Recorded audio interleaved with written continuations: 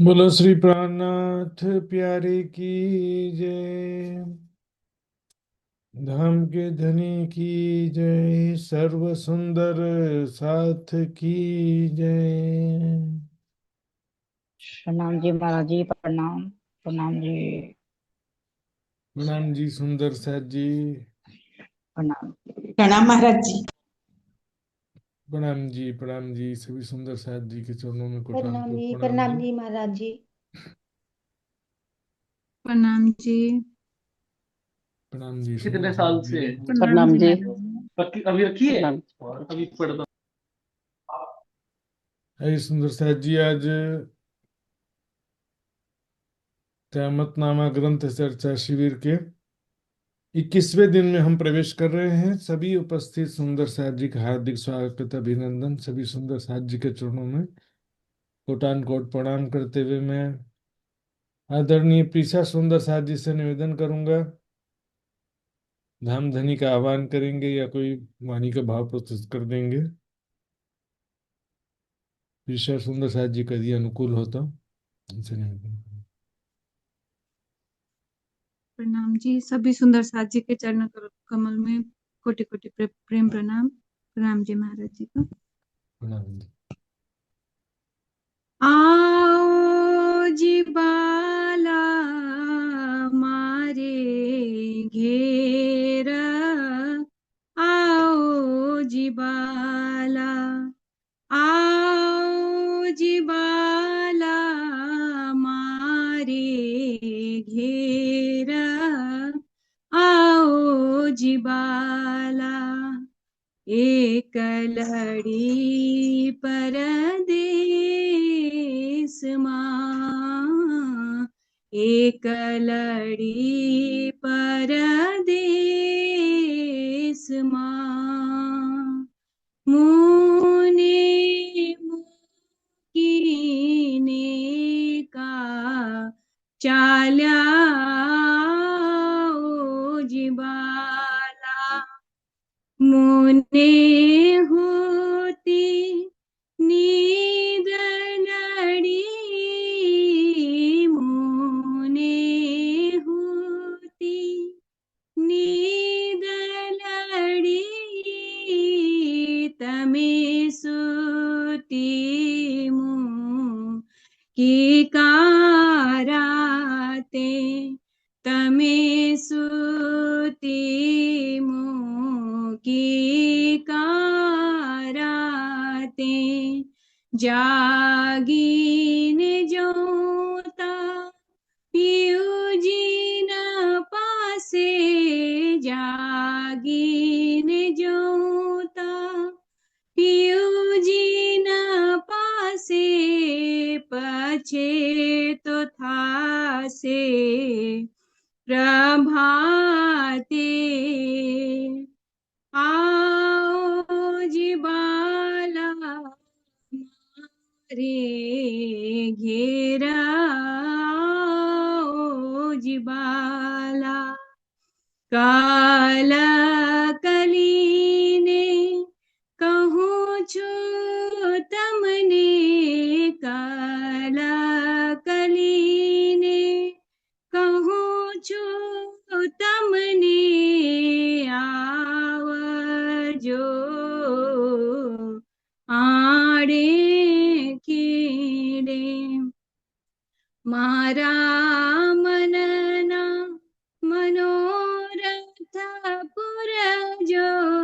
मारा मन मनोरथ पुरजो। श्री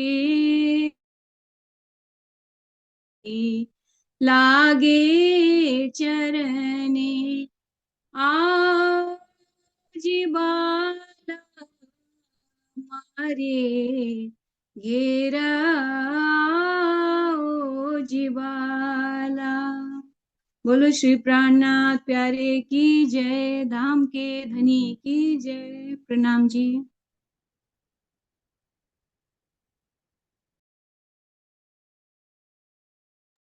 प्रणाम जी सुंदर साथ जी। प्रणाम जी, बहुत बहुत धन्यवाद आपका। बहुत अच्छा, श्रद्धा पूर्वक प्रेम पूर्वक धर्म धनी का आह्वान किया आपने। आइए सुंदर साथ जी, हम आज का क्लास प्रारंभ करने जा रहे हैं। सबसे पहले पिछले क्विज के रिजल्ट हम देखेंगे। 20वें दिन के क्विज का रिजल्ट।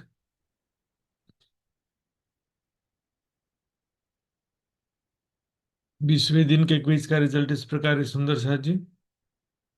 इसमें लगभग 55 सुंदर साथ जी ने भाग लिया था और 17 सुंदर साथ जी ने पूर्णांक प्राप्त किए थे। उनका नाम इस प्रकार है: प्रवीणा शाह मुंबई, स्नेहा जी यूएसए, गीता पंचाल गुजरात, कमलेश गुप्ता दिल्ली, उषा सिंघल जयपुर, कविता गुप्ता दिल्ली, प्रतीक्षा जी यूएसए, रंजना पराजुली नेपाल, एवी पाटिल गुजरात, प्रेम सिंघल हिसार, राजुल पटेल गुजरात, प्रीति वाढेर भिलाई छत्तीसगढ़, मित्र कुमार पराजुली नेपाल, पिंका पटेल गुजरात, ज्योतिका पेन गुजरात, गोपाल दहाल हेटोड़ा। सुंदर साथ जी, भाई सुंदर साथ जी, आज का क्लास प्रारंभ करते हैं धामधनी का नाम लेकर के। वंदो सतगुरु चरण को, करो सप्रेम प्रणाम। अशुभ हरन मंगल करण, धनी श्री देव चंद्र जी नाम। श्री प्राणनाथ निज मूलपति, श्री मेहराज सुनाम। तेज कुंवरी श्यामा युगल को, पल पल करूं प्रणाम, पल पल करूं प्रणाम।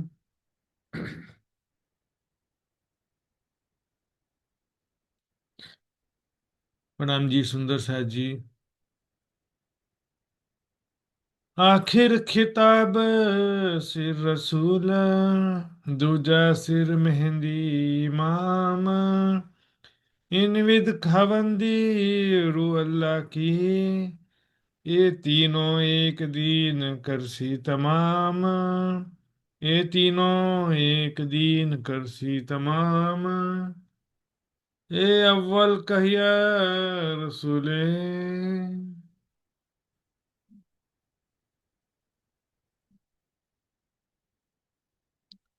प्रणाम जी सुंदर सा जी। ये अव्वल कहिया रसूले। अव्वल यानी पहले से, प्रारंभ में ही कह दिया था मोहम्मद साहब ने। क्या कह दिया था अपने कुरान और हदीसों के अंतर्गत, है ना? परमात्माओं के विषय में, आखिरत के विषय में, अर्शी आजम के विषय में सारी बातें पहले से बता दिया था। है ना? देखिए, जागृत बुद्धि और तारतम्य ज्ञान प्राप्त होने के बाद आप पढ़ेंगे, आपकी दृष्टि अलग होगी। है ना? जो मिलावट वाली चीजें हैं वो भी आपको अलग से पता चल जाएगा कि ये बात जो है मिलावट वाली है और मोहम्मद साहब की बात ये हो सकती नहीं है। तो जो भी बातें हैं परम धाम के विषय में, अभी भी बहुत सारी बातें लिखी हैं मुमिनों के विषय में, आखिरत के विषय में। तो क्यों पावे मजाजी दिल, माया है जी हृदय वाले जीव सृष्टि, स्वाप्निक सृष्टि, न जिनके पास जागृत बुद्धि है न तारतम्य ज्ञान है, समझ ही नहीं सकते कितना भी जोर लगा ले। चाहे 1000 साल तक योग साधना कर ले हिमालय में जाकर के, लेकिन फिर भी वो समझ पाते नहीं। सिर्फ कुरान की बात नहीं है, कोई भी ग्रंथों का, वेदों का, शास्त्रों का, पुराणों का कोई भी रहस्य है वो समझ पाते नहीं है। न बूझे हक हादी रूहों की, है ना? पर ब्रह्म अक्षरातीत आदि श्री श्यामा जी और ब्रह्मात्माओं के विषय में सारी बातें लिखी है, उनको कोई समझ पाता नहीं। यहाँ पर हक यानी पर ब्रह्म, हक ताला परमात्मा। हादी मतलब होता है सदगुरु। तो सदगुरु स्वरूप में यहाँ पर परम धाम की दृष्टि से श्यामा जी अर्थ होता है, संसारिक दृष्टि से सदगुरु होता है। तो सदगुरु लौकिक शब्द है एक्चुअल में।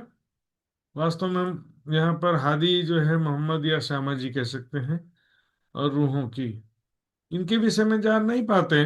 जो 14 तबक मथे मिल, सब मिल करके, सभी संत तपस्वी योगी ज्ञानी सब मिल करके जितने भी ग्रंथ है संसार में, सबका स्टडी कर ले, अध्ययन कर ले, ध्यान साधना कर ले, तप कर ले, 1000 साल तक योग कर ले, साधना कर ले, फिर भी नहीं समझ पाते। फेर रसूले फेर कही जो समझे सब कोई। मोहम्मद साहब ने पुनः पुनः समझाने के लिए अच्छी तरह से बातों को कहा। ऐसा नहीं कि एक बार कहा बस निपट गया। चाहे परम धाम का प्रमाण हो, चाहे ब्रह्म सृष्टि का प्रमाण हो, चाहे आखिरत का प्रमाण हो, पुनः पुनः जो है कुरान हदीसों में उसका वर्णन है, समझाने का प्रयास किया है। जो समझे सबको, जिससे सबको समझ में आ सके। लेकिन पहले कह दिया ना, दुनिया इस ज्ञान के योग्य नहीं है। अब दुनिया जब इस ज्ञान के योग्य नहीं तो कितना ही जोर लगा लो क्या करेगी वो।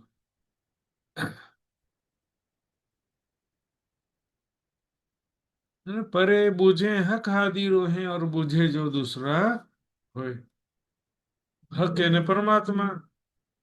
परमात्मा ने तो लिखा है, परमात्मा के तो नहीं समझने का सवाल ही नहीं पैदा होता है। लेकिन बात है हादी रोहे। हादी मतलब यहाँ पर मोहम्मद श्यामा जी, और रूहें मतलब परमात्मा है, मोमिन। इनके सिवा कोई दूसरा जो है समझ पाता नहीं है धर्म ग्रंथों के गूढ़ रहस्यों को। उनमें जो सांकेतिक में कथन है, संकेतों में जो ब्रह्मात्माओं की, परम धाम की या आखिरत की बात कही गई, उसको समझ पाते नहीं। ब्रह्म सृष्टि भी तभी समझ पाते हैं जब जागृत बुद्धि तारतम्य ज्ञान प्राप्त हो, और बूझे जो दूसरा होए। दूसरा होए यहाँ पर स्पष्ट रूप से कह दिया, जिसका स्वाप्निक जीव है उनका साक्षात के विषय में कैसे जान सकते हैं। स्वाप्निक जीव ना, जिनका कोई अस्तित्व ही नहीं, तो साक्षात के विषय में कैसे जान सकते हैं। कहे हादी हक इलम से जो एक हरफे बूझे सब बयान। है ना, यहाँ पर भी हादी शब्द आया ना फिर से। हादी शब्द तीनों सुरतों के लिए, बसरी मलकी हक तीनों का आदि हादी का है। और परम धाम के प्रसंग में हादी मतलब श्यामा जी होता है। हक हादी, हादी का मतलब क्या हो गया, श्यामा जी। यहाँ पर दोनों तरीके से बोल सकते हैं कि भी महामती जी कह रहे हैं, प्राणनाथ जी कह रहे हैं, या इमाम मेहदी साहिबुज्जमा कह रहे हैं, या मोहम्मद हक की सूरत कह रहे हैं। अब इस आखिरत में तारतम ब्रह्म ज्ञान के द्वारा सारी बातों को स्पष्ट करके बता रहे हैं। हक इलम से, हक इलम मतलब ब्रह्म ज्ञान। जो एक हरफे बूझे सब बयान, इतना स्पष्ट रूप से बता रहे हैं कि एक शब्द से भी सारा बात स्पष्ट हो जाता है। लेकिन मैंने संक्षिप्त में ही बताएं तो भी सब समझ में आ जाता है। जैसे उजाला हो ना, रात में बहुत डिस्क्राइब करना पड़ेगा, देखो ऐसा है वैसा, वहां पर जाना है तो उसमें बाजू में ये है वो है। दिन में तो केवल उंगली का इशारा करो ना, वो सामने वाला मकान है, बस काफी है, रास्ता अपने आप मिल जाएगा।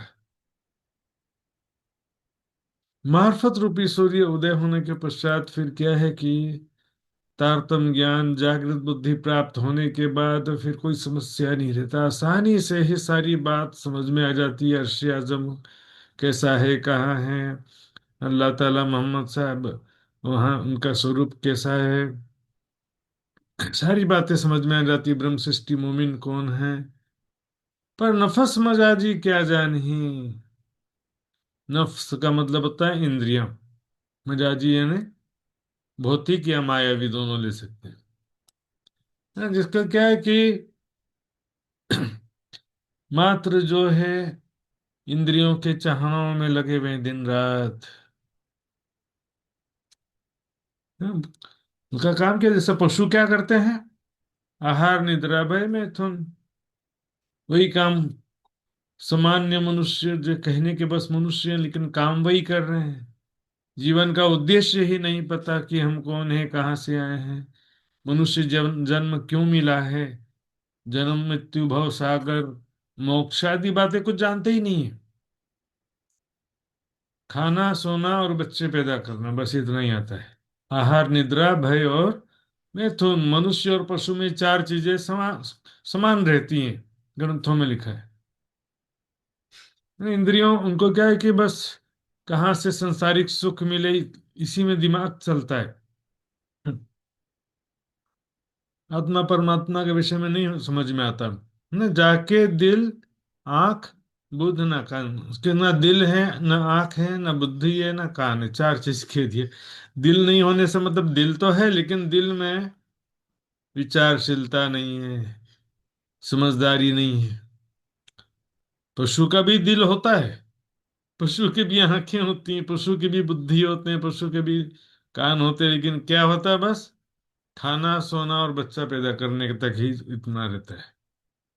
हृदय में चिंतन नहीं है कि ये संसार क्या है, किसने बनाया, सबका मालिक कौन है, हम कौन है, कहाँ से आए हैं, भव सागर बंधन किस प्रकार हुआ है।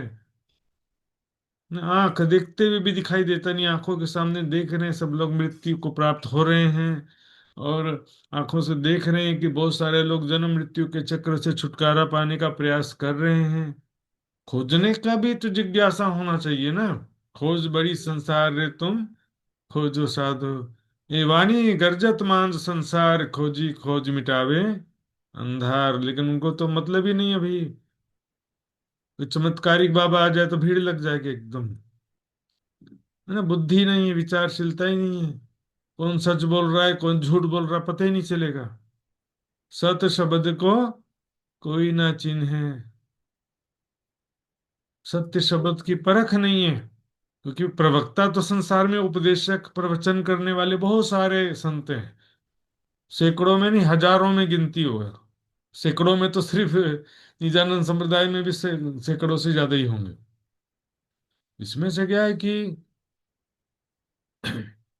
कौन सही बोल रहा कौन गलत बोल रहा है, इसके अलावा ये भी होता है कि भाई सभी पूरा गलत कोई भी नहीं बोलता और पूरा सही कोई भी नहीं बोलता, तो उसमें से परख करना आना चाहिए कि भाई विचारशीलता चाहिए, परख चाहिए, खरा जो ये खरीदार। दो चार सब्जी खराब है तो बाग उसको निकाल दो और अच्छा अच्छा सब्जी खरीद लो, है ना। जिनकी बुद्धि में सत्य असत्य विवेचन करने की समर्थ ही नहीं है, सुनो शायद। और कान जो उनको सुन करके भी सुनाई देता नहीं है, क्योंकि ध्यान कहीं और लगा हुआ है उनका। जो रूह होवे हर सजीम की, नूर बिलंद से उतरी, जो दिव्य परम धाम अर्शी अजीम, अजीम यानी पूज्य महान, और अर्श यानी धाम। जो रूह होवे हर सजीम की, दिव्य परम धाम की जो आत्मा है,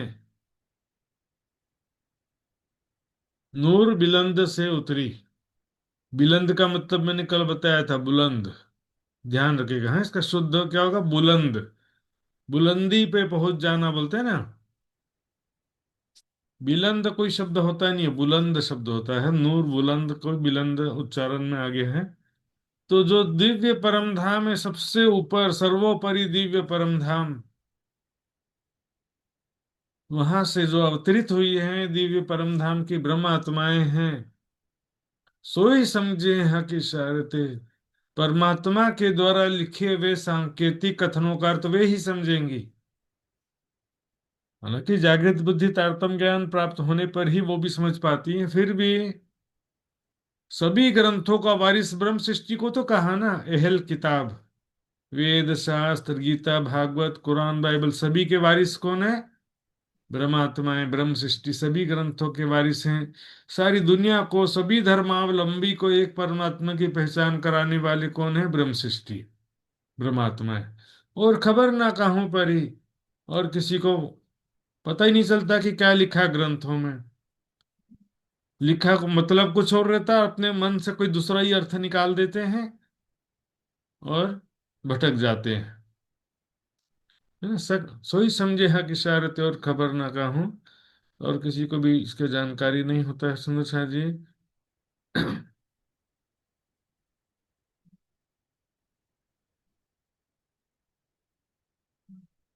ना तो ये निविद कही जो रसूले, जो सब समझी जाए।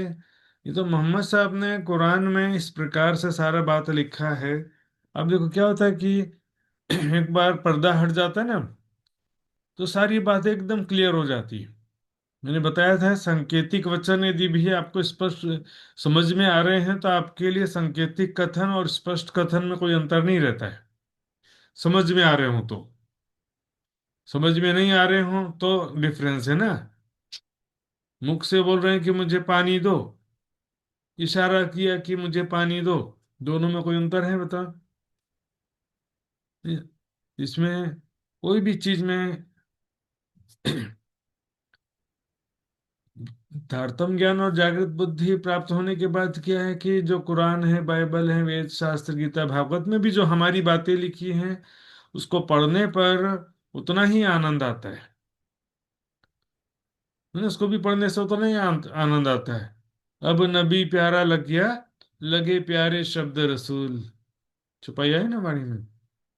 वाणी में कह दिया स्पष्ट रूप से कि भाई जहरी मुसलमानों का सपोर्ट नहीं किया वाणी में, लेकिन मोहम्मद साहब कुरान की बातें हैं और कुरान भी जो है उसमें मिलावट की जो बात आती है, तो इस कारण से उसको पूरा दोषारोपण मोहम्मद साहब के ऊपर नहीं जा सकता है, क्योंकि उसका बाद में उसका जो संयोजन और संकलन बाद में किया गया है, तो उसमें बहुत सारी बातें ऐसी मिलती हैं कि जो अच्छी नहीं है या जो लड़ाई झगड़ा बनाने वाली बातें हैं, लेकिन उनका भी सांकेतिक अर्थ ऐसा होता है। जैसे लिखा है कि 70,000 काफिरों को मारेंगे, तो उसका 70,000 नारियों में जो अवगुण है, विकार है, उसको मारने की बात है। बातिनी अर्थ लेंगे तो वो कथन भी उतना प्रॉब्लम वाले नहीं है। तो इसलिए प्राणनाथ जी ने कहा, एक हिंदू लड़े मुझसो दूजे शरीयत मुसलमान, मैं पाई सिफत मोहम्मद की अब छोड़ो नहीं फुरकान। हिंदू भी लड़ रहे हैं, क्यों?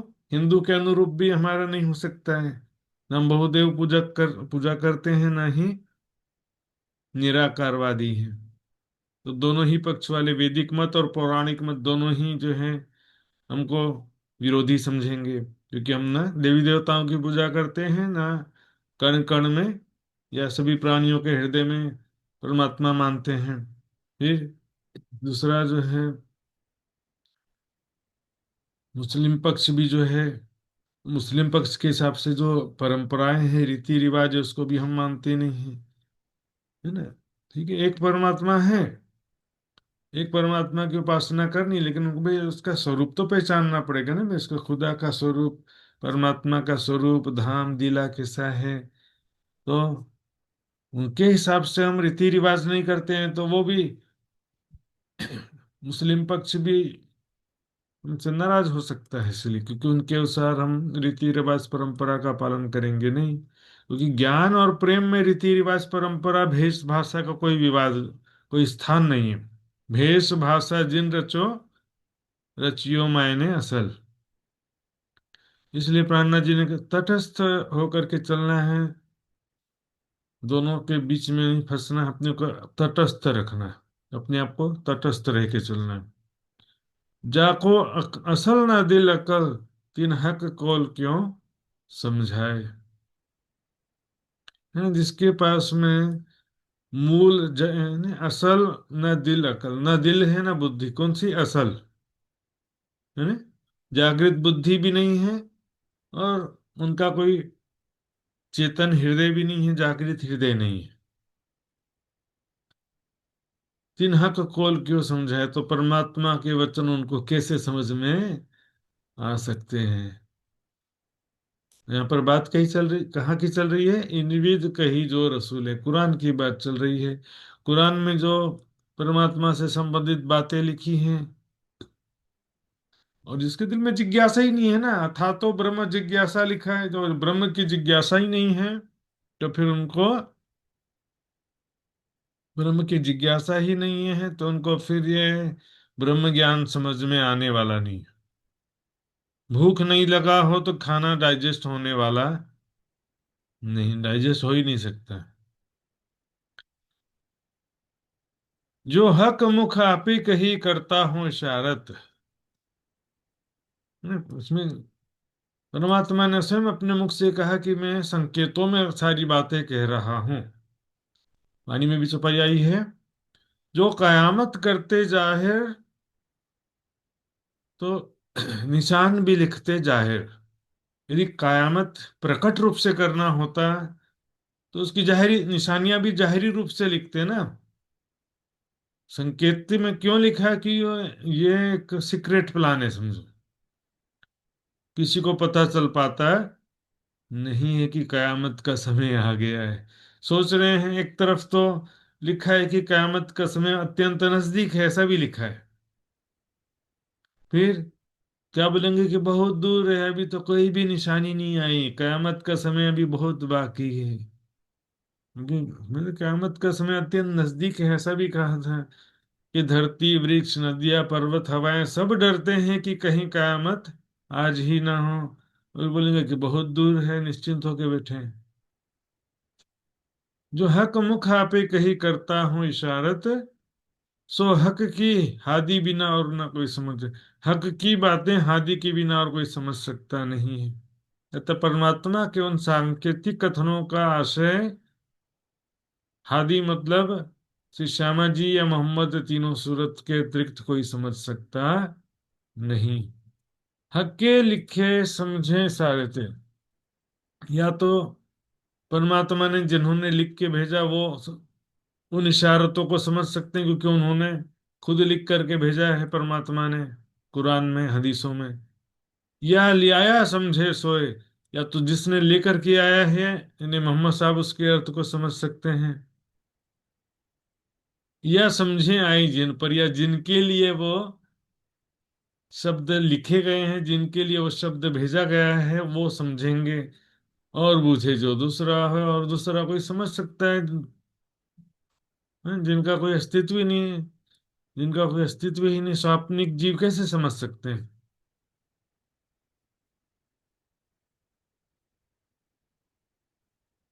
हैं? हके लिखे समझ इशारत, या पर जिसने भेजा है वो समझेगा चिट्ठी। जिसने चिट्ठी लाया है, संदेश लाया वो समझेगा, या तो जिसके लिए वो लाया गया है अहल किताब वो समझेगा ना।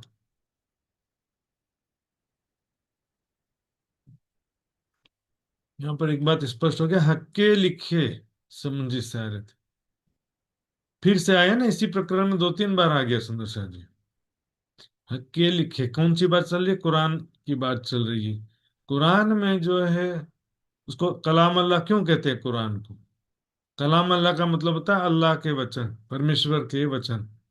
उसमें जो बातें हैं, मिलावट वाली बातों को छोड़ दिया जाए तो बाकी सारी बातें परब्रह्म अक्षरातीत ने लिखा है। राज्य नहीं लिखा है, हमारे वास्ते लिख करके भिजवाया है। मोहम्मद किसके लिए आए? मोहम्मद साहब के विषय में कहा गया ना, मोहम्मद आए इन उम्मत भाइयों वास्ते, मोहम्मद आए 3 बार। वो भी हमारे लिए 3 बार आए श्यामा जी। तो इतने दिन बुझी नहीं, साल बीते 90,000 पर, है ना। तो मोहम्मद साहब को गए हुए 990 वर्ष व्यतीत हो गए। इतने दिन तक किसी ने भी कुरान हदीसों के गुड़ रहस्य को, गुणार्थ को समझा नहीं। क्यों समझे औलाद आदम की हक दिल छिपी खबर।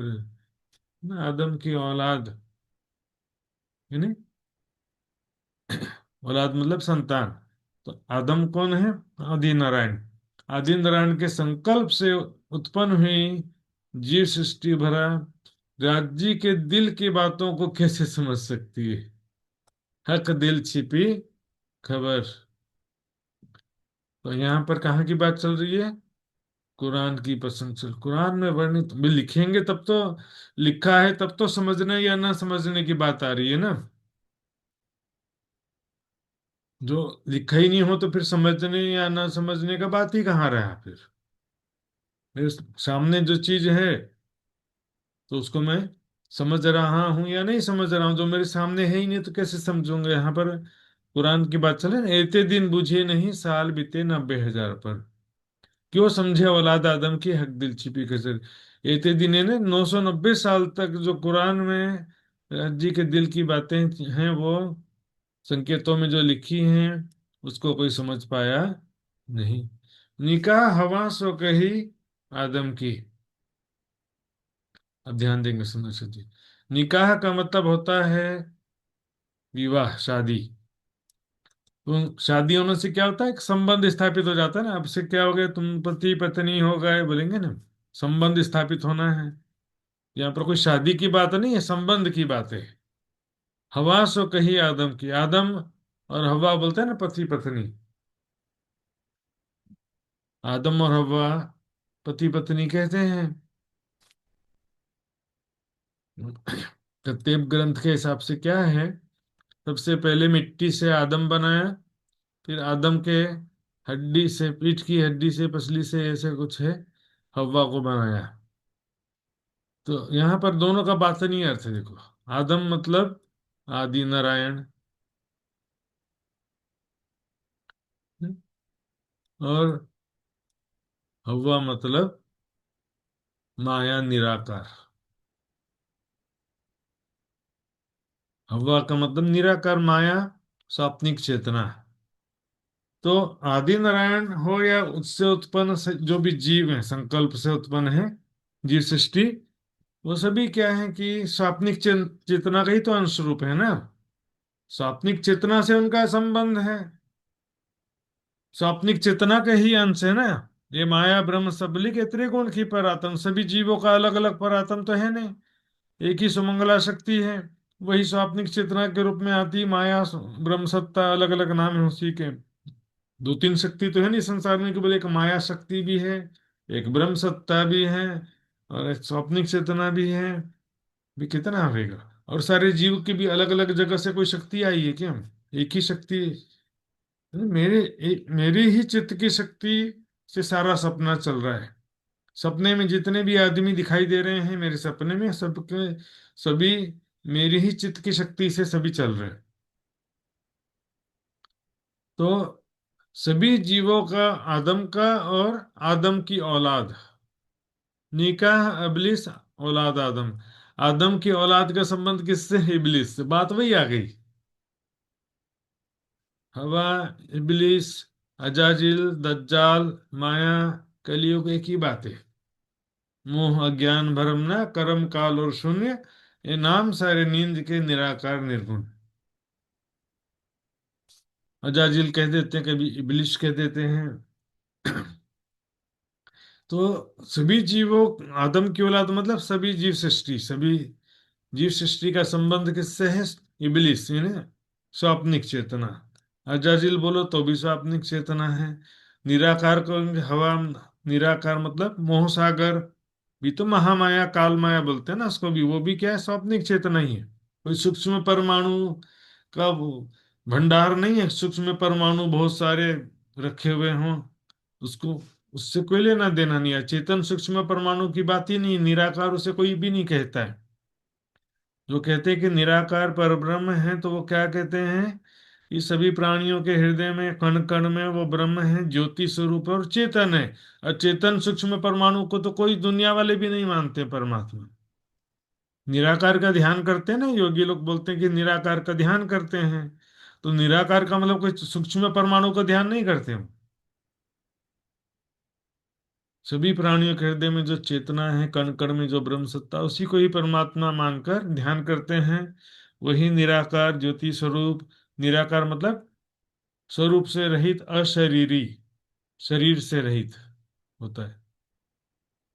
तो यहाँ पर स्वाप्निक चेतना से संबंध है जीव सृष्टि का। समस्त जीव सृष्टि का संबंध किससे है, स्वाप्निक चेतना से है। जिसे कहा जाता है ना, ये सभी जीवों के हृदय में क्या है, दज्जाल शैतान। ब्रह्म सृष्टि के हृदय में परमात्मा, और जीव सृष्टि के हृदय में शैतान। क्यों कहते हैं कि उनके अंदर जो जीव चेतना है वही स्वाप्निक चेतना ही शैतान है, माया। स्वाप्निक चेतना माया, कोई शैतान कहते हैं। तो क्या करते हैं जीव सृष्टि, पूजा पूजे हवा खाई इसलिए अपनी, है ना, वो अपने ख्वाहिश, ख्वाहिश मतलब ख्वाहिश, इच्छाओं के लिए, कामनाओं के लिए पहले तो विभिन्न देवी देवताओं की पूजा करती है ये सृष्टि।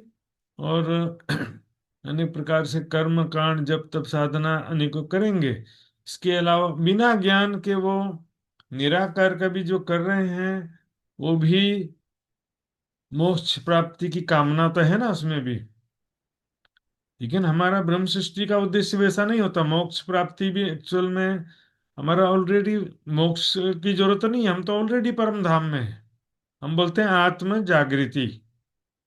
आत्म जागृति और मोक्ष में भी अंतर। जीव सृष्टि के लिए मोक्ष शब्द होता है, ब्रह्म सृष्टि के लिए मोक्ष शब्द होता नहीं। जेता बुजरक आदम हरदम, है ना। आदम यानी आदम की औलाद, जीव सृष्टि में जो भी कोई बुजुर्ग यानी महान श्रेष्ठ यानी ज्ञानी ध्यानी भक्त योगी जितने भी हुए हैं संसार में, जेता बुजुर्ग जैसे श्रेष्ठ बड़े बड़े लोग हुए हैं संसार में, बड़े बड़े योगी तपस्वी ज्ञानी ध्यानी, हर दम, दम का मतलब यहाँ पर क्या होगा, जीव, जो भी सारे जीव, सभी जीव की स्थिति वैसी ही है। कोई महान प्रतिष्ठा में लगा है, कोई सिद्धियों में लगा हुआ है। प्रेम नहीं है, देखिए तरीकत को प्रेम नहीं कहते, निष्काम भक्ति कर रहे हैं। निष्काम भक्ति में भी एक तो है ना कामना, मोक्ष की कामना है, स्वार्थ तो वो भी है। कोई आत्मिक संबंध की पहचान तो है नहीं उनको, आत्मिक संबंध आत्मिक प्रेम तो होता नहीं, इसलिए वो उन सबके लिए यही बात कह दिया है। तो रही छिपी बीच फुरमान के, इस कारण से क्या हो गया, कुरान के में जो फुरमान में, कुरान में जो आत्मा परमात्मा के विषय में, अर्श आजम के विषय में, कयामत के विषय में जो गूढ़ बातें लिखी हुई हैं, संकेतों में बातें लिखी हैं, वो छिपी रह गई, दुनिया में कोई उनको समझ पाया नहीं। निकाह अबलिस सोहबत अकल, क्योंकि अबलिस पिछली बार पिछली चुपाई में था ना वही, निकाह अबलिस औलाद आदम। यहाँ पर बस एक ही लाइन में कह दिया निकाह अबलिस, मतलब जिस सृष्टि का निकाह यानी संबंध किससे है, अबलिस।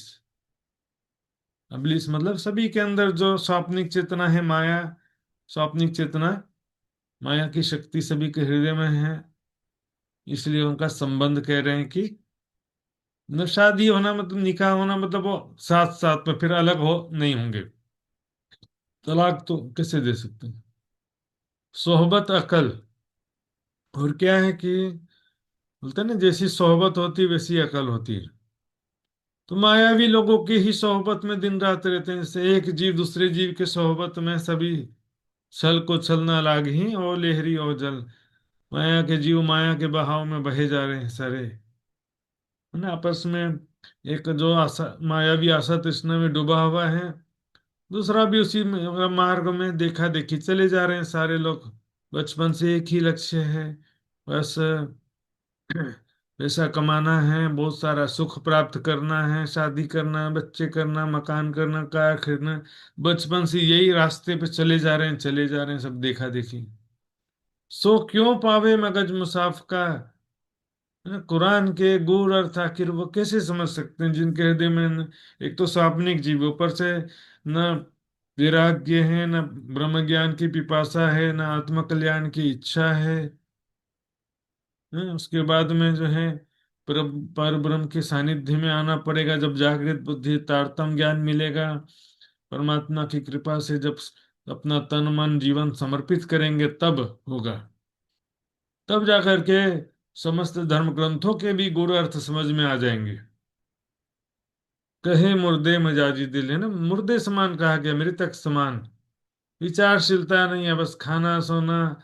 ये तो पशु भी, इतना दिमाग तो पशु का भी है ना भाई, खाना सोना बच्चे पैदा करना, इतना दिमाग तो उनका भी है, मनुष्य होकर के भी बस इतना ही किया।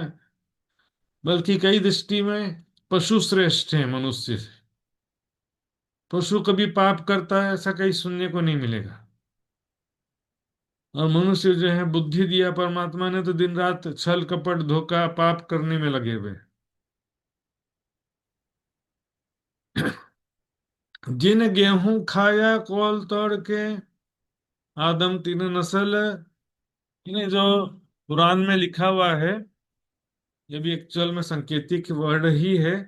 क्या लिखा है कि आदम और हव्वा को परमात्मा ने जन्नत में रखा था और कहा था कि सारा सुख लो सिवाय गेहूं मत खाना, कोई बोलता है कि दूसरा फल था। ऐसा जो भी फल है, एक वर्जित फल यहाँ पर गेहूं लिखा हुआ है। तो परमात्मा ने कहा था कि गेहूं मत खाना, लेकिन उन्होंने खा लिया था।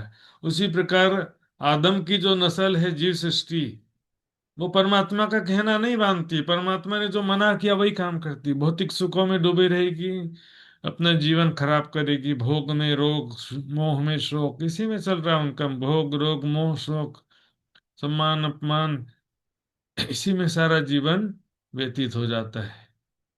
आदम की नस्ल, जब आदम ने जिस तरह से खुदा का आदेश नहीं माना, उसी तरह से जिस सृष्टि भी परमात्मा का जो आदेश धर्म ग्रंथों में है कि भी मनुष्य जीवन एक परमात्मा की भक्ति के लिए मिला है, आत्म कल्याण के लिए मिला है, वो परमात्मा का आदेश मानती नहीं। भक्ति का दिखावा करेगी संसारिक कामनाओं के लिए।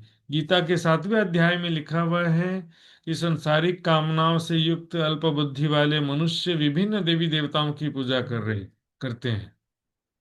स्पष्ट रूप से लिखा हुआ है। सो क्यों पावे रो मुझे हक की जो लिखिया अर्स हासिल। तो जो कुरान आदि ग्रंथों में परमात्मा के संकेतिक वचन लिखे हुए हैं, वो कैसे समझते हैं, जिसमें दिव्य परम धाम की सारी बातें लिखी हुई हैं, मोमिनों की बातें। मोमिन कौन है पता नहीं, अर्शी आजम शब्द तो है, लेकिन क्या बना दिया, अर्शी आजम को भी कोई धाम के रूप में नहीं मानते। बोले एक सिंहासन है, कोई बोल देगा सिंहासन पे बैठे, सिंहासन कोई ले लेते हैं अर्थ। क्योंकि अब जब स्पष्ट रूप से पूरा समझ में नहीं आएगा तो क्या करेंगे। परमात्मा के विषय में, आखिरत के विषय में, और ब्रह्म सृष्टि के विषय में, किसी भी विषय में सुंदर सा जी वो समझ पाते नहीं। अब यहाँ पर ध्यान देंगे सुंदर सा जी, ये जो विषय है, सनंद ग्रंथ में भी एक चौपाई आती है इस विषय में। जिन गेहूं खाया कोल तोड़ के, ये प्रसंग को थोड़ा समझेंगे जाहिरी और बातिनी रूप से। सनंद ग्रंथ में इसकी चौपाई है, मोर सांप जिद ले निकसिया भीष्ट शेती शैतान। ये आज का अंतिम चौपाई है और इसी में 5-10 मिनट लग जाएगा, ध्यान देंगे सुंदर। क्या लिखा है उसमें कि आदम और हव्वा को खुदा ने जन्नत में रहने का जगह दिया और कहा कि ये वर्जित फल मत खाना। तो वो लोग बराबर कहना तो मान रहे थे शुरुआत में, वो लोग जानबूझ के आदेश तोड़ना उनका उद्देश्य नहीं था। लेकिन क्या हुआ कि उनका दुश्मनी किससे हो गया था, अजाजिल यानी इबलीस से। अजाजिल को की इनके वजह से लानत लग गई। परमात्मा ने कहा कि सभी फरिश्तों को कहा कि आदम के ऊपर सजदा करो। अजाजिल ने सोचा कि मैं क्यों करूं, मैं से श्रेष्ठ हूं, ये मेरे से छोटा है, इसलिए है ये आदम जो है उससे मैं श्रेष्ठ हूं, ऐसा सोचा उन्होंने। तो सजदा नहीं किया, तो इससे क्या हुआ कि अजाजिल को लानत लग गई। तो लानत लग गई तो अजाजिल ने दुश्मनी ले लिया कि मेरे को आदम की वजह से मेरे को अपमानित होना पड़ा, आदम की वजह से मुझे लानत लगी। तो मैं आदम का और आदम की औलाद दोनों का ही दुश्मन हो गया वो। तो उसने क्या किया, वो भिष्ट में पहरेदारी कर रहे थे मोर और सांप, है ना, उनको उनकी सहायता से भिष्ट में प्रवेश किया इबलीस ने। और वहां पर सबसे पहले उसने किसको बहकाया, हव्वा को बहकाया, है ना। पहले हव्वा को बहकाया, हव्वा ने वो अनाज खा लिया जिसको परमात्मा खुदा ने मना किया था। उस अनाज को या गेहूं को हव्वा ने सबसे पहले खा लिया इबलिस के बहकावे में आकर। और उसके बाद हव्वा ने क्या किया, आदम को बहकाया। आदम को डायरेक्टली इबलिस ने नहीं बहकाया, इबलिस ने हव्वा को बहकाया और हव्वा ने फिर आदम को बहकाया। आदम ने भी वो फल खा लिया, क्योंकि अब देखो हव्वा ने खा लिया तो बोले हव्वा को तो अब बहिष्ठ से निकलना पड़ेगा। तो आदम कहा कि मैं भी खा लेता, हम दोनों ही साथ में निकल जाएंगे, क्या तेरे बिना तो मेरे रह सकता है नहीं, वैसा जाहरी कथानक के अनुसार ऐसा था। तो इसका बात ही नहीं अर्थ देखेंगे सुंदर सा जी। जहरी अर्थ इसका है, और इसमें बातिनी अर्थ भी दो तरीके से हैं। एक तो बेहद मंडल के अनुसार, और एक इस संसार के अनुसार। थोड़ा सा और डिफरेंट बारीकी से अर्थ दिखेंगे। आदम एक्चुअल में क्या है? अक्षर ब्रह्म का अहंकार, मैं की जो भावना होती है ना, वो समझो कि आदम है। और अक्षर ब्रह्म का जो मन है, वो समझो कि हव्वा है। मैंने बताया था ना, आदि नारायण, आदि नारायण जो आदम कहा था मैंने, तो आदि नारायण का मन जो है उसे हव्वा कहा था मैंने। आदि नारायण का जो, आदि नारायण का मतलब ही अहम होता है। चार अंतस्करण है, मन चित्त बुद्धि अहंकार। अहंकार मतलब ही वो, उसका परिचय होता है। आदि नारायण मतलब उसका अहंकार। आदि नारायण का अहम जो है वो आदम है, और आदि नारायण का मन जो है वो हव्वा है। इस संसार में परम धाम में क्या है, सॉरी, बेहद मंडल में क्या है? अक्षर का जो अहंकार है उसको आदम समझो, क्योंकि बहिष्ठ में बेहद मंडल में आदम को कैसे दर्शाएंगे? यहाँ आदि नारायण की बात तो हम करते हैं कि आदि नारायण आदम है, लेकिन उससे, ये तो सृष्टि रचना के बाद की बात है। जन्नत में आदम जब था, एक वो है, और जन्नत से निकाल दिया गया, एक वो है। जो जन्नत से निकाल दिया गया तो मृत क्षर जगत में आया, तो वो आदि नारायण हो गए, है ना। लेकिन जब जन्नत में थे, यानी बेहद मंडल में थे, तो वहां पर उसका रूप कैसा था? अहंकार स्वरूप, सत्स्वरूप। और उनका जो है मन अव्याकृत हुआ, कैसे दिखेंगे? और उनके चित्त में जो उत्पन्न सुमंगला शक्ति शैतान है, समझो यहाँ पर फरामुशी का आवरण डालती है ना। सबसे पहले क्या होता है बुरे कार्य के लिए? सबसे पहले हमारा मन जो है ना, उसमें वो बहक जाता है। जैसे मुझे बहुत सारा पैसा कमाना है, सबसे पहले मन बहकेगा। मुझे स्वादिष्ट भोजन खाना है, मुझे पिक्चर देखना है, सबसे पहले मन बहकेगा। और उसके बाद मन क्या करेगा?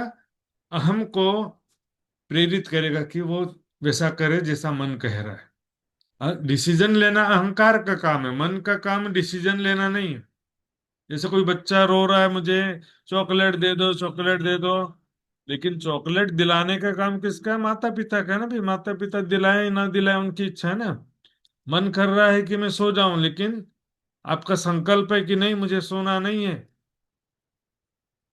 तो आप नहीं सोओगे। मन का कहना नहीं मानोगे, आपका आत्मबल अच्छा होगा तो डिसीजन लेने वाला कौन है? अहम है। ध्यान देंगे सुंदर जी। तो अहंकार जो है, अक्षर ब्रह्म का अहंकार बहिष्ठ वाला आदम है, समझो। और अक्षर ब्रह्म का मन हवा है, समझो। उसके चित्त में उत्पन्न सुमंगला शक्ति को यहाँ पर शैतान समझो। सुमंगला शक्ति क्या है? माया का मूल है, स्वाप्निक चेतना शक्ति का मूल है। तो वहां पर अक्षर ब्रह्म के चित्त में स्वाप्निक जगत देखने की इच्छा हुई, उसको क्या कहेंगे? वर्जित फल खाना। शांति से बैठे थे, तो ये स्वाप्निक जगत देखने की इच्छा क्यों हो रही है ना? तो जो देखने की इच्छा उत्पन्न हुई, उस इच्छा को कहते हैं मूल प्रकृति। जाकी इच्छा मूल प्रकृति, निज लीला ब्रह्म बाल चरित्र, जाकी इच्छा मूल प्रकृति। और जैसे ही अक्षर ब्रह्म ने, हमने उसको एक्सेप्ट किया कि ठीक है, खेल देखना है, तो उनके हृदय में सुमंगला शक्ति उत्पन्न हुई, जो अक्षर ब्रह्म के मन को फरामोशी में डाल दी। अक्षर ब्रह्म स्वयं को कैसे दिखने लगे? आदि नारायण के रूप में। अक्षर का मन स्वयं को आदि नारायण के रूप में देखने लगा। तो ये आदि नारायण क्या है? बहिष्ठ से निकालने वाल के बाद का आदम है। और बेहद मंडल में जो सत्स अक्षर ब्रह्म का अहम है, और वो बहिष्ठ वाला आदम है। स्वाप्निक आदि नारायण का जो स्वरूप है, वो सपने वाला आदम हो गया, है ना, बहिष्ठ से निकाले जाने के बाद में। इसको दूसरे तरीके से भी ले सकते हैं, परम धाम के रूप में भी। परम धाम में भी राज्य ने मना किया ना कि भाई खेल देखने की इच्छा मत करो। तो उसका जो मौजूदा ग्रंथ में यही लिखा है, गेहूं का अर्थ जो है इश्क रबद कर दिया है। राज जी ने 3 बार मना किया खेल में मत जाओ, लेकिन हमने कहा नहीं, हमको खेल में जाना है। तो हमने कहना नहीं माना, तो हमको बहिष्ठ से निकाल दिया, यानी परम धाम के अखंड सुखों से ब्रह्मात्मा को निकलना पड़ा है। तो वहां पर भी घटाया गया है मौजूदा ग्रंथ में। तो ध्यान देंगे सुंदर शाह जी, यहाँ पर कुछ विषय गंभीर चल रहा है। मैंने कई तरीके से बताया इसको ना। आदि नारायण वाला भी तरीका है, एक है। दूसरा, बेहद मंडल में अक्षर का अहंकार और अक्षर का मन है। तीसरा है परम धाम में सखियों ने जो कहा, तो बड़ी वृत्त में क्या कहा, आदम श्यामा जी को कहा है और आदम की औलाद सखियों को भी कहा है। बड़ी वृत्त में, महामती जी के बड़ी वृत्त में। उसकी छुपाइयां मैंने कई जगह आपको बताया है पहले। वितक शिविर में भी बताया था, किरंतन शिविर में भी बताया था मैंने आपको। और जरूरत होगा तो मैं नोट्स में रख दूंगा। तो उसमें क्या कहा कि वहां पर राज जी ने मना किया था, गेहूं खाने से मना किया, यानी खेल मत देखो कहा परम धाम में राज जी ने। लेकिन हमने खेल देखने का इच्छा किया, मतलब गेहूं खा लिया, तो हमको जन्नत से निकलना पड़ा, इन्हें परम धाम के अखंड सुखों से हमको निकलना पड़ा। आइए वापस आदि नारायण वाले तरीके से देखेंगे। अक्षर का जो अहम है वो आदम, और अक्षर का मन हवा, दोनों अब स्वप्न में आ गए आदि नारायण के रूप में, है ना। उनको जन्नत से निकाल दिया गया, मतलब बेहद मंडल से वो जागृत अवस्था में थे, अब यहाँ पर आ गए क्षर जगत में फरामोशी अवस्था में। हम भी तो आया ना साथ में, जो अब मैं सपने में दूसरा सब शरीर देखने लगा सपने में, तो अब मेरा अहम तो सपने वाले शरीर में आ गया कि नहीं आ गया। जागृत वाला शरीर तो भूल गया, तो मेरा मैं का जो भाव था वो सपने वाले शरीर में आ गया। मेरा मन था वो सपने वाले शरीर में आकर के दिखने लगा सारा दृश्य। और चित्त की चेतना शक्ति जो है वो सपने में आ गई, स्वाप्निक चेतना के रूप में, या इबलिश के रूप में, अजाजिल के रूप में। तो स्वाप्निक चेतना शक्ति देखो आदि नारायण के अंदर भी है। आदि नारायण का जो अहम है वो आदम, आदि नारायण का मन हव्वा, और उसके अंदर जो चेतना है स्वाप्निक चेतना शक्ति, उनके अंदर जीव चेतना के रूप में है वो अजाजिल शैतान। जीव सृष्टि के लिए भी ऐसा ही होगा। जीव सृष्टि के रूप में देखिए, अब सामान्य मनुष्य के रूप में देखते हैं। इस शरीर के प्रति जो हमारा अहम भाव है ना, इस मनुष्य के रूप में देखते हैं, ये शरीर है ना हमारा। इस शरीर के प्रति जो मैं का भाव है, अहम है, मैं ये शरीर हूं, ये क्या हो गया, आदम। मेरा मन क्या हुआ, हव्वा हो गया। मन शैतान नहीं है, मन के ऊपर शैतान सवार होता है ऐसा कहा गया। मन को शैतान नहीं कहा गया कभी भी। दुनी दिल में शैतान का, दिल शैतान नहीं है, दिल के ऊपर शैतान कहा गया। दिल में खुदा या दिल में शैतान, दिल ना खुदा है ना दिल शैतान है जी। तो मन क्या है, यहाँ पर शरीर के प्रति जो मैं की भावना है, मैं शरीर, ये आदम हो गया। शरीर को आदम कह सकते हैं, या शरीर के प्रति मैं की भावना को आदम कह सकते हो आप। हवा क्या है, मन है। और मोर क्या है, रजोगुण का प्रतीक है। सांप तमोगुण का प्रतीक, छुपाई थी ना।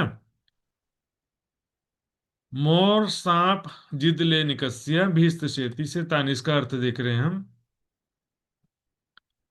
मोर क्या है, रजोगुण का प्रतीक है। सांप तमोगुण का प्रतीक है। तमोगुण और रजोगुण की सहायता से शैतान सबसे पहले हमारे मन को भटकाता। मेरे अंदर यदि रजोगुण है ना, तो मेरा मन चंचल रहेगा। ये सुख मिल जाए, वो सुख मिल जाए, मेरे मन में 25 इच्छाएं होंगी। मेरे मन अंदर तमोगुण है, तो विलासिता प्रमाद का भाव मेरे अंदर आएगा। ये मेहनत नहीं करना, मुझे बैठे बैठे पीऊं खाऊं और लेटे लेटे टीवी देखते रहूं, आलस्य निद्रा प्रमाद हो जाएगा। इन दोनों की सहायता से शैतान हमारे मन को बहकाता है। और फिर अब मेरा मन बोलेगा कि यार कुछ खाओ, भजिया भजिया बनाओ, शाम का समय हो गया, नहीं तो होटल से पिज्जा मंगवाओ।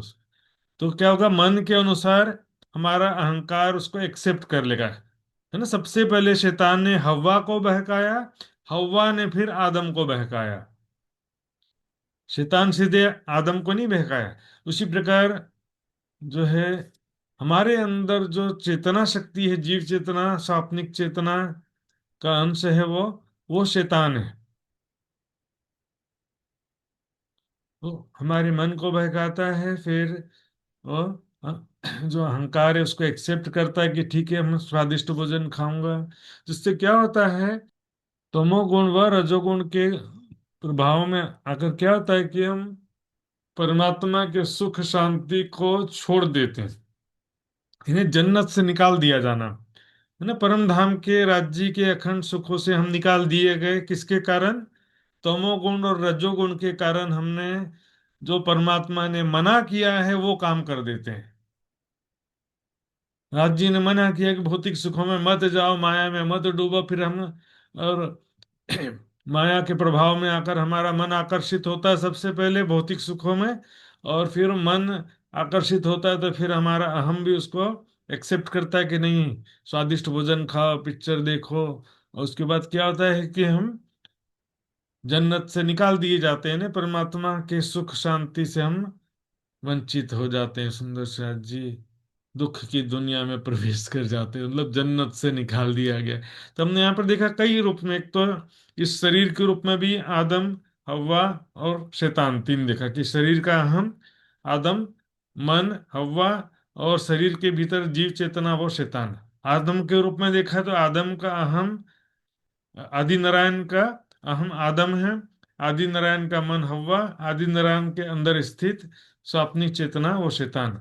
बेहद मंडल में देखेंगे तो अक्षर ब्रह्म का अहम आदम, अक्षर ब्रह्म का मन हव्वा, और अक्षर के चित्त की चेतना शक्ति शैतान।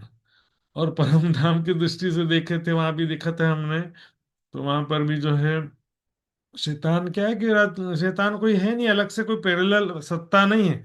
राज्य के ही हृदय की शक्ति है माया, लेकिन राज्य के हुक्म से ही वो बुलाने का काम करती है, तो उसको माया शैतान कह देते हैं।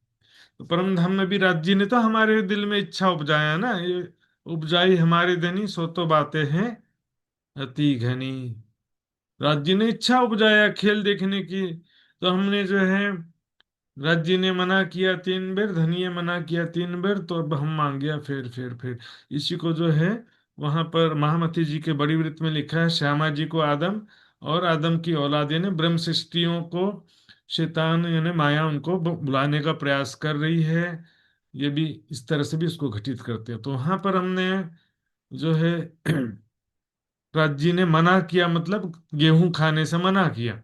हमने खेल मतलब खेल देखने से मना किया और हमने खेल को मांगा, तो हम जन्नत से निकाल दिए गए ना, परम धाम के अखंड सुखों से हम निकाल दिए गए। सुंदर साथ जी, इस विषय में आप जो है समझ में नहीं आया तो नोट्स भी 2-3 बार पढ़ सकते हैं और वीडियो भी दोबारा 2-3 बार सुन सकते हैं। सुंदर साथ जी, ताई सुंदर साथ जी चौपाई दोहराते हैं। जिन गेहूं खाया कोल तोड़ के, जिन गेहूं खाया कोल तोड़ के, आदम तिन नसल, आदम तीन नस्ल, सो क्यों पावे मुझे हक की, सो क्यों पावे न मुझे हक की, जो लिखिया अर्श असल, जो लिख्या अर्श असल, जो लिखिया अर्श असल। जो लिख्या अर्श असल। बोलो श्री प्राणनाथ प्यारे की जय, धाम के धनी की जय, सर्व सुंदर साथ की जय। प्रणाम जी सुंदर साथ।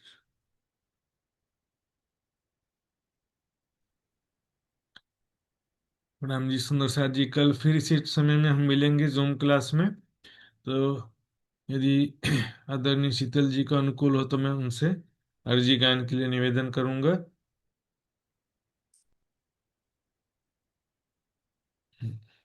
कहाँ गया? एक मिनट एक मिनट, मैं कह रहा हूँ कहाँ चला गया। हम्म,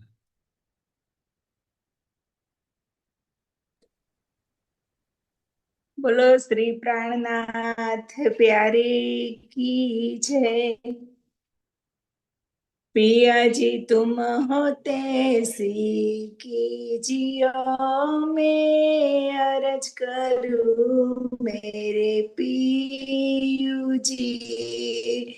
हम जैसे तुम जिन करो, मेरा तलब तलफ जाए जीव जी। जीवरा तो जीवे नहीं पिया, क्यों मिटे दिल की प्यास जी। तुम बिना मैं किनसो कहो पिया, तुम हो मेरी आस जी।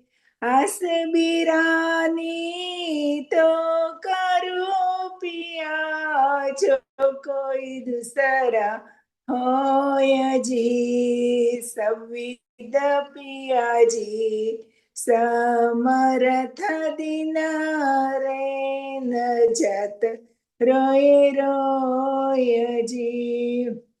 जन्मांती जो मैं होती पिया, सो तुम देखत कीजियो। जब तुम आए के दिखाओगे, तब देखोगे नैना बार जी।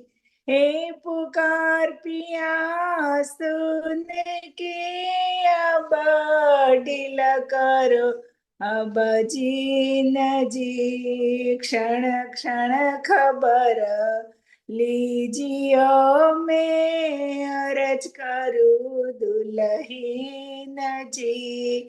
एती अरज में तो करूं पिया, बीच पड़ी अंतराय जी। सो अंतराय आड़ी टाल के दुल्हा लीजिए, कंठ लगाए जी। कंठ लगाइए कंठ सो पिया, कीजिए हास विलास जी। वारणे जाए श्री इंद्रावती पिया, राखो चरणों के पास जी। तुम दुल्हा में दुल्हन पिया, और न जानू बात जी। इश्क सो सेवा करूं धनी, सब अंग साक्षात जी। सदा सुखदाता श्री दामदानी में, कहाँ कहो किसो बात जी। श्री महामती युगल स्व रूप परवारी, अंगना बलि बलि जाय जी। अंगना बलि बलि जाय जी। बोलो श्री प्राणनाथ प्यारे की जय। प्रणाम जी। प्रणाम जी सुंदर साथ जी, बहुत बहुत धन्यवाद। सभी सुंदर साथ जी के चरणों में कोटान कोट प्रणाम जी। सुंदर साथ जी, कल फिर से मिलेंगे इसी समय। सभी उपस्थित सुंदर साथ जी का प्रणाम बहुत जी बहुत महाराज जी, आभार। प्रणाम जी। प्रणाम जी प्रणाम महाराज जी, जी। प्रणाम जी, सुंदर जी प्रणाम। प्रणाम। प्रणाम जी। प्रणाम।